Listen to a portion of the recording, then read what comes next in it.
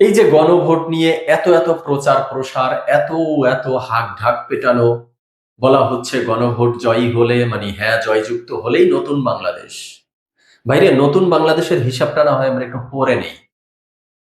আগে দেখি যে গণভোটকে কেন্দ্র করে কি কি হচ্ছে।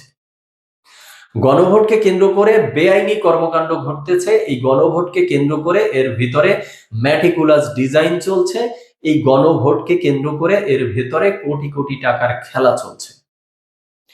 গণভোটকে কেন্দ্র করে এমন এমন কাজকাম চলছে, এক কথায় গণভোট প্রশ্নবিদ্ধ হয়ে দাঁড়িয়েছে। গণভোটের যে লক্ষ্য উদ্দেশ্য ছিল সেটা অলরেডি বিচ্যুতি হয়ে আর একদিকে হাঁটা শুরু করেছে। দর্শক শ্রোতা, আজকে এই বিষয় নিয়েই কথা বলবো তথ্য প্রমাণ সহকারে। সো ডিরেক্ট হিট দ্য পয়েন্টে। Hit the point number 1। এক্ষেত্রে আমরা দেখব যে গণভোটকে প্রশ্নবিদ্ধ করার জন্য কি কি ঘটনা ঘটছে। আমরা দেখছি জুলাই যোদ্ধাদের দায় মুক্তি ও আইনি সুরক্ষা দিয়ে একটা অধ্যাদেশ জারি করেছে ডক্টর ইউনূসের সরকার এই 2-3 দিন আগে। অথচ এই জুলাই যোদ্ধাদের দায় মুক্তি ও আইনি সুরক্ষা দেওয়ার বিষয়টি জুলাই সনদের 5 নম্বর আর্টিকেলে ছিল। আচ্ছা, আমাকে একটা কথা বলুন তো, যে এই গণভোটটা কেন? জনগণের মতামত নেওয়ার জন্য, জনগণের রায় নেওয়ার জন্য। জনগণ কিসের উপরে তাদের মতামত দেবে? ওই জুলাই সনদের উপরে। জুলাই সনদ জনগণ চায় কি চায় না। অথচ সেই গণভোট তো আরো অনেক পরে হওয়ার কথা। তো সেই গণভোট হবে, জনগণ রায় দিবে, তারপরেই তো কার্যকর হওয়া না হওয়ার বিষয়টি। কিন্তু ডক্টর ইউনূসের সরকার কোন ক্ষমতা বলে সেই জুলাই সনদের 5 নম্বর আর্টিকেলকে নিজের মন মতো করে পাশ করিয়ে নেওয়ার জন্য অধ্যাদেশ জারি করছে? তো ডক্টর ইউনূসের সরকার, আপনার এতই হ্যাডাম, এতই ক্ষমতা, তাহলে পুরো জুলাই সনদটাই আপনি আপনার ক্ষমতা দিয়ে পাশ করিয়ে দেন। মানে গণভোটের এই নাটক করার দরকারটা কি? জনগণের রায় নেওয়ার দরকার কি? দরকার তো নেই, আপনি যা শুরু করছেন তাতে মনে হয়। তো এটা কি অন কাইন্ড অফ একটা স্বেচ্ছাচারী না? আর এই স্বেচ্ছাচারিতার মধ্য দিয়ে কি তাহলে সেই গণভোট বা জুলাই সনদের বাস্তবায়ন প্রশ্নবিদ্ধ হচ্ছে না? এর চেয়ে আরো ভয়ানক যে তথ্যটি আমরা দেখব সেটা হলো, গণভোট প্রচারে 6 মন্ত্রণালয় নিচ্ছে 140 কোটি টাকা। কল্পনা করতে পারেন? গণভোটে হ্যাঁ জয়যুক্ত করার জন্য ডক্টর ইউনূসের সরকার তো আগেই জল ঘোলা করে ফেলেছে। পার্সন টু পার্সন মোবাইল ফোনে ভয়েস পাঠিয়ে, এসএমএস দিয়ে, সোশ্যাল মিডিয়ায়, পেপার পত্রিকায়, টেলিভিশনে, সরকারি অফিস আদালতে, এরপরে রাস্তাঘাটে সর্বত্র ব্যানার ফেস্টুন টানিয়ে, মানে যেভাবে তারা হ্যাঁ এর পক্ষে নেমেছে। এরপরে মন্ত্রণালয়গুলোকে যখন বাধ্য করেছে এর পক্ষে, হ্যাঁ এর পক্ষে প্রচার প্রসারের জন্য, তখন মন্ত্রণালয়কে টাকা বিলানো হচ্ছে এবং সেটা 140 কোটি টাকা দেয়া হয়েছে 6 মন্ত্রণালয়কে। টাকা কোথা থেকে আসে ডক্টর ইউনূসের সরকার? রাষ্ট্রের টাকা না আপনার গ্রামীণ ব্যাংকের টাকা? আপনার গ্রামীণ ব্যাংকে যদি বেশি টাকা থাকে আপনি দেন, তা নিয়ে কথা বলবো না, কিন্তু সেটা তো হয়নি। দিচ্ছেন তো রাষ্ট্রের টাকা। রাষ্ট্রের টাকা দিয়ে আপনি হ্যাঁ এর পক্ষে প্রচার প্রসার চালাচ্ছেন। রাষ্ট্রের টাকা কি আপনার বাবার? ওটা আমাদের টাকা। তো আমরা হ্যাঁ দিব না না দিব সেটা তো আমাদের রাইট। আর আমাদের মতামতের যদি কোনো দরকারই না হয়, আপনার এই গণভোটের নাটকটা করতে বলছে কে? আপনি হ্যাঁ এর পক্ষে ছিলেন, হ্যাঁ পাশ করিয়ে দিয়ে যেতেন। মানে ম্যাটিকুলাস ডিজাইন করতে করতে করতে করতে এরা মানে ম্যাটিকুলাস ডিজাইনের মধ্যে ঘুমায়, ম্যাটিকুলাস ডিজাইনের মধ্যে খায়। মানে সবকিছু ম্যাটিকুলাস ডিজাইন ছাড়া এদের মধ্যে আর এদের মাথায় কোনো কাজ করে না। এবার আসি রাজনৈতিক দলগুলোর দিকে। সরকারকে তো দেখলাম মোটামুটি গণভোট নিয়ে ম্যাটিকুলাস ডিজাইন ডিজাইন যা করার করতেছে। রাজনৈতিক দলগুলো গণভোটের হ্যাঁ এর পক্ষে প্রচার প্রসার চালাচ্ছে। যদি আমরা একটু তুলনা করতে যাই, সেক্ষেত্রে জামাত এগিয়ে আছে। এই গণভোটে হ্যাঁ ভোট দেওয়ার জন্য জামাত প্রচুর প্রচার প্রসার করে বেড়াচ্ছে, নতুন বাংলাদেশ দিবে আশ্বাস দিচ্ছে। আর বিএনপি বিভিন্ন সময় ইনিয়ে মিনিয়ে কথা বলতো, মনে হচ্ছিল তারা হ্যাঁ এর পক্ষে না না এর পক্ষে, বোঝা যাচ্ছে না। শেষের দিকে যদিও তারা ক্লিয়ার করেছে যে তারাও হ্যাঁ এর পক্ষে। আর অন্যান্য রাজনৈতিক দলগুলো তো আছেই। তো এবার চলুন তো তাদের একটা আমলনামা দেখি, এই রাজনৈতিক দলগুলোর। জামাতে ইসলাম যে এত এত হাক ঢাক এবং প্রচার প্রসার করছে, মনে হচ্ছে যে এই গণভোটের হ্যাঁ এর পক্ষে তারা জীবন দিয়ে দিবে। অথচ গণভোটের দ্বারা যেই জুলাই সনদ বাস্তবায়ন করার কথা, সেই জুলাই সনদের 22 নম্বর আর্টিকেলে বলা আছে 300 নির্বাচিত আসনের 5% নারী সদস্য, সংসদ সদস্য রাখতে হবে। অথচ সামনের নির্বাচনকে কেন্দ্র করে জামাতে ইসলামের নারী সংসদ সদস্য প্রার্থীর সংখ্যা 0 আন্ডা।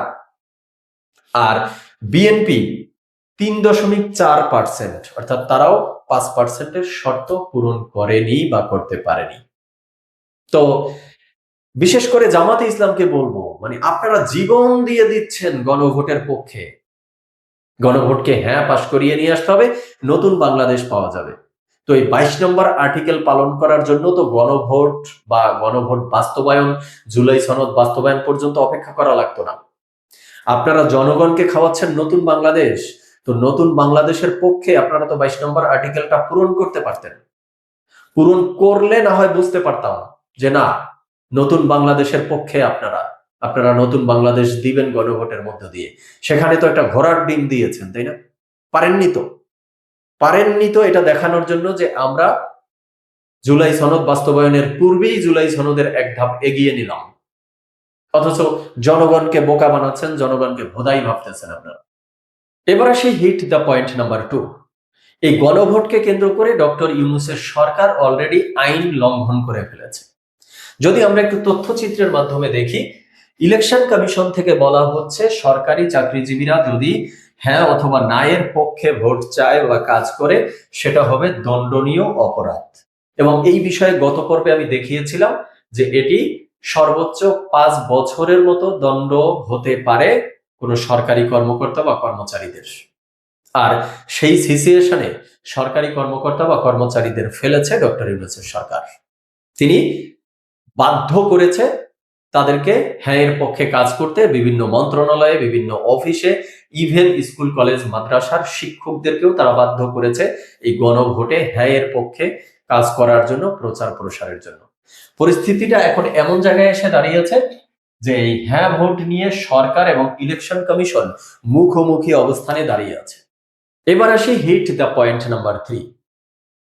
এই যে ম্যাটিকুলাস ডিজাইন বা আইন বহির্ভূত কর্মকাণ্ডের মধ্য দিয়ে গণভোটে যদি হ্যাঁ জয়যুক্ত হয় বা জয়যুক্ত করানো হয় হ্যাঁকে, তো যে নির্বাচিত সরকার আগামীতে আসবে তারা কি এই গণভোটের উপরে বেস করে জুলাই সনদ বাস্তবায়ন করবে বা তাদেরকে বাস্তবায়ন করতে বাধ্য করা যাবে?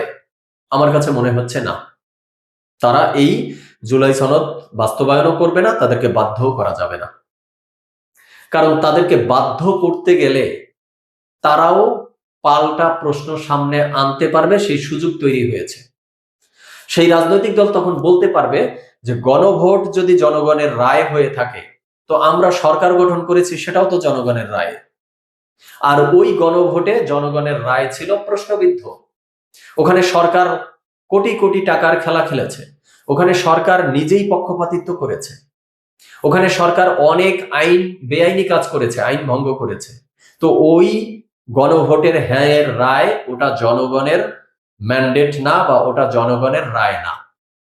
যদি এই অভিযোগগুলো তখন দাঁড় করে, তো সেই সরকারকে কিভাবে বাধ্য করা যাবে এই জুলাই সনদ বাস্তবায়নের জন্য? তাছাড়া প্রতিটা রাজনৈতিক দলেরই তো নির্বাচনী ইশতেহার বা ম্যানিফেস্টো আসা শুরু করেছে। সেই ইশতেহারের মধ্যেও তো তাদের নিজস্ব দলীয় অনেক প্রস্তাবনা, অনেক সংস্কারের বিষয় থাকবে। তো তারা তাদের মতো করে সংস্কার করবে। আটকাবেন কি দিয়ে? বাধ্য করবেন কি দিয়ে এই জুলাই সনদ বাস্তবায়ন করতে? কারণ জুলাই সনদটাকে তো জুলাই সনদের জায়গায় আপনারা রাখতে পারেননি। জুলাই সনদের পিউরিটি বা জুলাই সনদের যে একটা গ্রহণযোগ্য অবস্থান, সেটা তো আপনারা ধরে রাখতে পারেননি। বিভিন্নভাবে এটাকে আপনারা প্রশ্নবিদ্ধ করেছেন, এটাকে দুর্বল করে ফেলেছেন, এটা লক্ষ্য উদ্দেশ্য চেঞ্জ করে আরেক দিকে নিয়ে গেছেন আপনারা।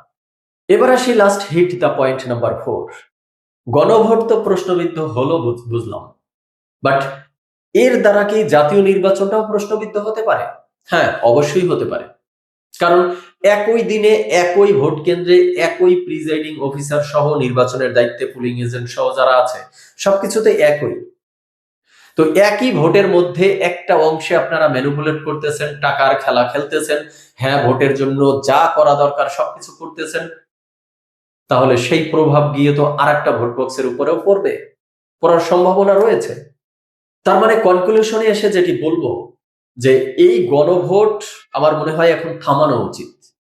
নির্বাচনটাকে যদি গ্রহণযোগ্য করতে হয়, নির্বাচনটাকে যদি অবাধ সুষ্ঠু করতে হয়, তাহলে এই গণভোট, প্রশ্নবিদ্ধ গণভোট থামিয়ে দেওয়া দরকার। এই প্রশ্নবিদ্ধ গণভোট আগামীর নির্বাচনকেও প্রশ্নবিদ্ধ করবে, এটা মোটামুটি এখন ক্লিয়ার। দর্শক শ্রোতা, আজকে এই পর্যন্তই। আপনারা আপনাদের মতামত জানাবেন। সবাই ভালো থাকবেন, সুস্থ থাকবেন। ধন্যবাদ সবাইকে।